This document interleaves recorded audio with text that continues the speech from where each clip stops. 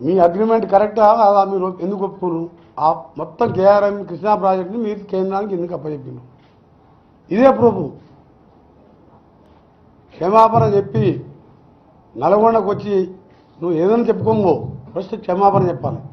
లేకుంటే జరిగే పరిణామాలకు మా ప్రభుత్వాన్ని కానీ మాది కానీ బాధ్యత కాదు. పూర్తిగా నువ్వు చేసిన నాశనం. చివరిగా చెప్తున్నా, నీ బిడ్డ అరెస్ట్ కాకుండా ఉండటానికి నువ్వు ప్రాజెక్టుల పేరు మీద చేసిన దోపిడీ మీద 7 కేసులు పెట్టి ఇలా జార్ఖండ్ సీఎం కేజ్రీవాల్ సీఎం రేపో మాపారం చేస్తుంటారు. జార్ఖండ్ సీఎంని ఇలా కాంగ్రెస్ గవర్నమెంట్ని వేధిస్తుంది కదా, నేను కూడా జైలు పోతా, ఇన్ని కోట్లు తిన్నా, నా బిడ్డ నేను కొడుకు అని చెప్పి రాష్ట్రం కృష్ణా ప్రాజెక్టులను కేంద్రానికి అప్పచెప్పింది ఆయనే. అదే సాక్ష్యం కదా, బీజేపీ ఎంపీలు చెప్పింది కదా, రేపు 60 ఫోన్లు దొరికినాయి, రేపం పాప కవిత అరెస్ట్ అవుతుందని రోజు బీజేపీ ఎంపీ స్టేట్మెంట్ ఇచ్చారు. ఎందుకు అరెస్ట్ కాలే? ఇదిగో ఇటువంటి అన్ని రాష్ట్రానికి అన్యాయం చేసేస్తున్నాను. పోయినసారి పార్లమెంట్ మెంబర్గా చూశాను నేను.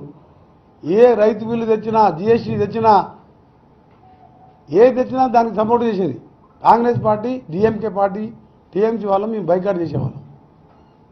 అందుకనే ముఖ్యమంత్రి గారికి, మా ముఖ్యమంత్రి గారికి సవాల్ విసిరి నేను ఒకటే, అసెంబ్లీలో చర్చిద్దామని. ఆ చర్చకు సిద్ధంగా మీ అసలు రంగు బయటపెట్టి, అందుకనే ఈ 3 జిల్లాలలో అడ్రస్ లేకుండా పోయిండ్రు. మీకు ఇక తెలంగాణలో భవిష్యత్తు లేదు. మీ బీఆర్ఎస్ పార్టీ మార్చుకుని టీఆర్ఎస్కి వెళ్ళి, అసలు మీ బీఆర్ఎస్ పార్టీ లేదు, టీఆర్ఎస్ లేదు. మీ కారు ఎప్పుడు అంటాడు ఆయన, అది వేది షెడ్డు పోలే, పుట్టి సర్వీసింగ్ పోయిందంటాడు. నేనంటే సర్వీసింగ్ కాదు, షెడ్ కాదురా బాబు, నీ బొందల పార్టీ అయిపోయింది, బొందల రాష్ట్ర సమితి. బీఆర్ఎస్ అంటే బొంద పెట్టుకున్నావు నువ్వు.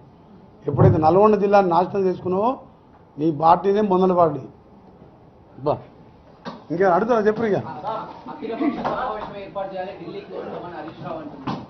అసలు హరీష్ రావు అప్పటి వరకు ఉంటాడా, జైల్లో ఉంటాడా, బయట ఉంటాడా, ఏం తెలుసు? సమావేశం డేట్ వచ్చేవాడు జైలు లేకపోతే ఇప్పుడు మేడేట కూలిపోయింది.